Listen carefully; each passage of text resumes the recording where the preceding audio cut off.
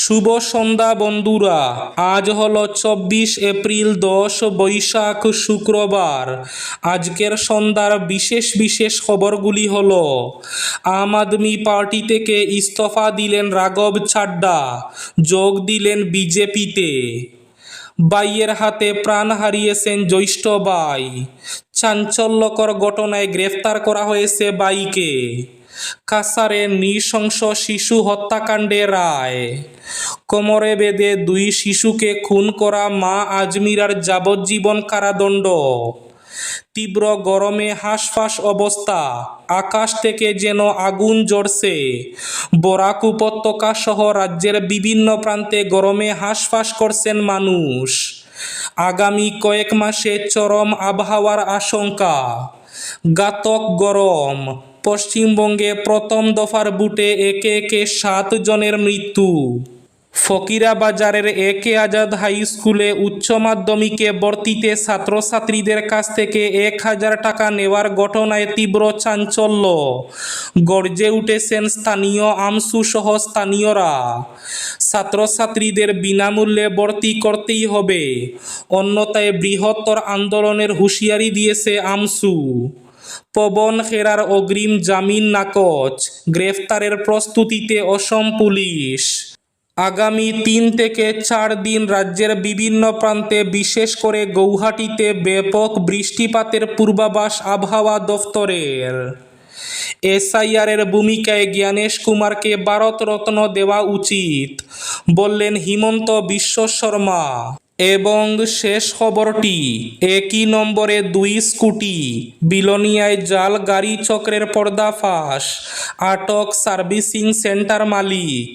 তাহলে বিস্তারিত খবরে যাওয়ার আগে অবশ্যই ভিডিওটিতে একটি লাইক করে চ্যানেলটি সাবস্ক্রাইব করে পাশের বেল আইকনটি বাজিয়ে রাখবেন এবং ফেসবুক পেজটি ফলো করে ভিডিওটি অবশ্যই শেয়ার করবেন, যাতে সঠিক তথ্যগুলো সবার কাছে পৌঁছাতে পারে। এবার শুনুন আজকের খবরগুলির বিস্তারিত। প্রথম খবর, আম আদমি পার্টি থেকে ইস্তফা দিলেন রাঘব ছাড্ডা, যোগ দিলেন বিজেপিতে।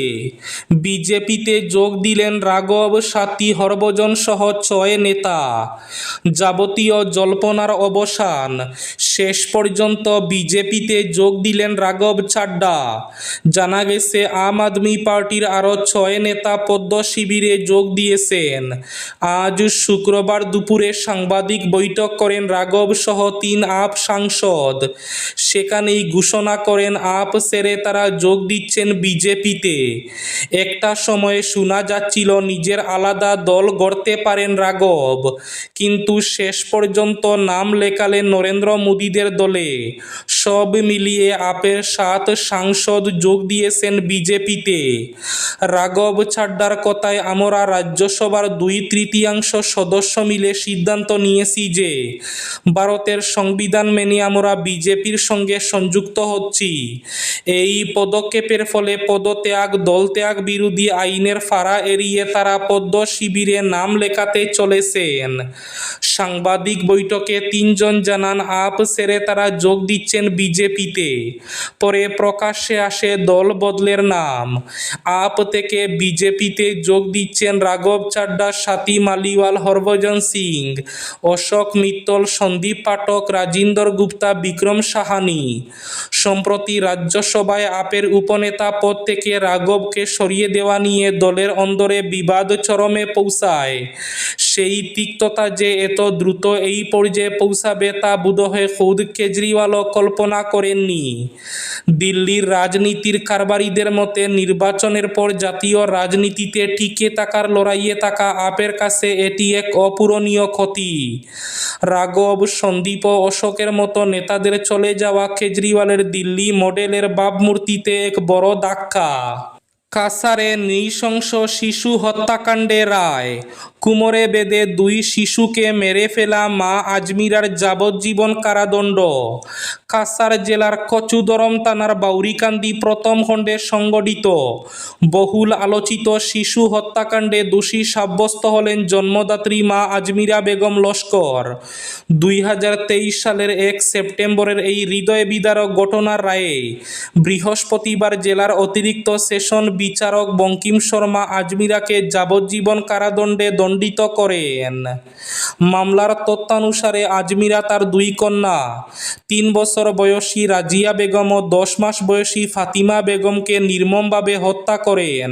এক চাঞ্চল্যকর ঘটনা, ভাইয়ের হাতে প্রাণ হারিয়েছেন জ্যৈষ্ঠ ভাই, গ্রেফতার। ডিগবইয়ের লক্ষ্মীপতার পান্দোয়া গ্রামে এক চাঞ্চল্যকর নৃশংস হত্যাকাণ্ডের ঘটনা ঘটেছে। অভিযোগ অনুযায়ী কনিষ্ঠ ভাইয়ের হাতে প্রাণ হারিয়েছেন জ্যৈষ্ঠ ভাই বিজু গোহাই। জানা গেছে পারিবারিক বিবাদের জেরে অভিযুক্ত ভাই প্রণব জ্যোতি গোহাই ধারালো দা দিয়ে নির্মমভাবে কুপিয়ে খুন করে নিজের দাদাকে। ঘটনার পরপরই এলাকায় উত্তেজনা ছড়িয়ে পড়ে এবং স্থানীয় বাসিন্দারা আতঙ্কিত হয়ে পড়েন। খবর পেয়ে পুলিশ দ্রুত ঘটনাস্থলে পৌঁছে পরিস্থিতি নিয়ন্ত্রণে আনে এবং অভিযুক্তকে গ্রেফতার করে। নিহতের দেহ ময়নাতদন্তের জন্য পাঠানো হয়েছে। প্রাথমিক তদন্তে পুলিশ মনে করছে দীর্ঘদিনের পারিবারিক কলহের জেরে এই মর্মান্তিক ঘটনা ঘটেছে। তবে ঘটনার সঠিক কারণ জানতে পুলিশ আরও তদন্ত চালিয়ে যাচ্ছে। শ্রীভূমি তথা করিমগঞ্জ জেলার ফকিরাবাজারের একে আজাদ হাই স্কুলে উচ্চ মাধ্যমিকে ভর্তিতে শিক্ষার্থীদের কাছ থেকে টাকা নেওয়ার ঘটনায় গর্জে উঠেছেন আমসু এবং স্থানীয়রা। এ ঘটনা নিয়ে আমসুর স্থানীয় নেতৃত্বের এজিএস জাহিদুল হোসেন এবং আমসুর ভাইস প্রেসিডেন্ট ইয়াহিয়া আহমেদ চৌধুরী সহ অন্যান্যরা স্কুলে গিয়ে 1000 টাকা নেওয়ার বিরুদ্ধে গর্জে উঠেন। জানা গেছে ফকিরাবাজারের এই একে আজাদ হাই স্কুলে উচ্চ মাধ্যমিকে ভর্তিতে শিক্ষার্থীদের কাছ থেকে অবৈধভাবে 1000 টাকা করে নেওয়া হচ্ছে। এই 1000 টাকা নেওয়ার ঘটনা সামনে আসতেই আমসুর প্রতিনিধিরা সহ স্থানীয়রা বিদ্যালয়ে গিয়ে এ ব্যাপারে জানতে চাইলে চাপে পড়ে টাকা ফেরতের সিদ্ধান্ত নিচ্ছে স্কুল কর্তৃপক্ষ। এদিকে এবার আমসুর প্রতিনিধিরা সহ স্থানীয়দের একটাই দাবি, যে সকল ছাত্রছাত্রীদের কাছ থেকে টাকা নেওয়া হয়েছিল তাদের সবাইকে আবার ভর্তি করতে হবে এবং এই ভর্তি করতে হবে সরকারি নিয়মে বিনামূল্যে। যদি তাদের দাবি না মানা হয় তাহলে আরও বৃহত্তর আন্দোলনের হুঁশিয়ারি দিয়েছেন আমসু সহ স্থানীয়রা।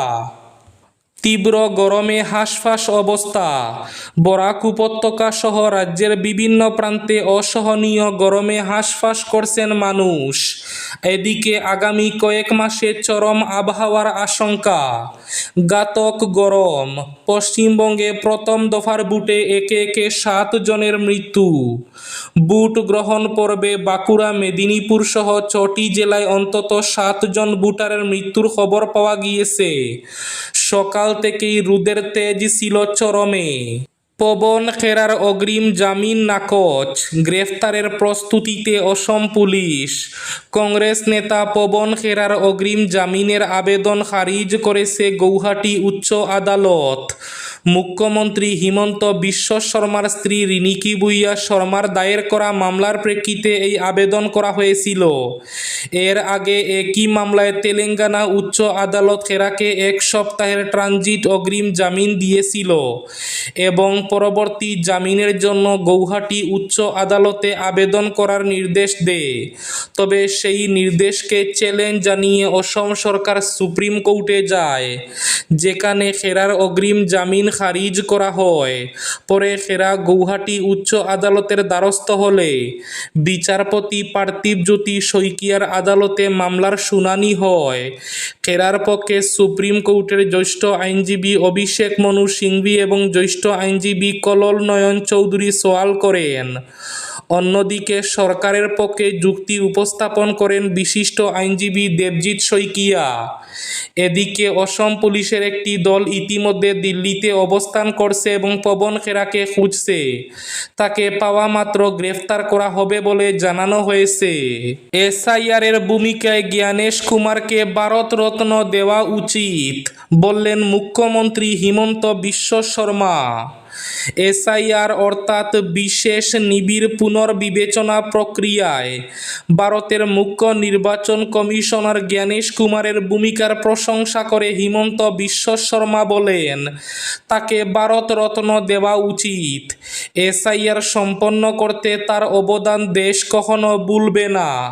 অসমেও এই প্রক্রিয়া সম্পন্ন করা উচিত বললেন হিমন্ত বিশ্ব শর্মা। এবার শেষ খবরটি।